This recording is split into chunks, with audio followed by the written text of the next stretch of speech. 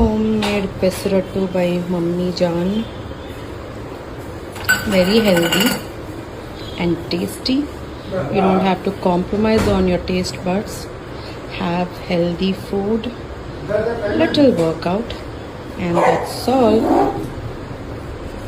So చూడండి yummy tasty ఉందో.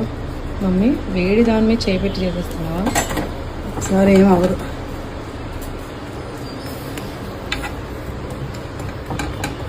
That ఇంకా గీ వేయాలన్నమాట. అంతే, ఒక్క పెసరట్టు చాలు.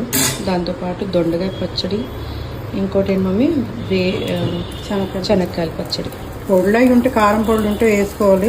కారం పొడులు లేదా ఉప్మా తిన్నా మస్తు ఉంటుంది అనమాట. ఉప్మా పెసరట్టు. ఉప్మా పెసరట్టు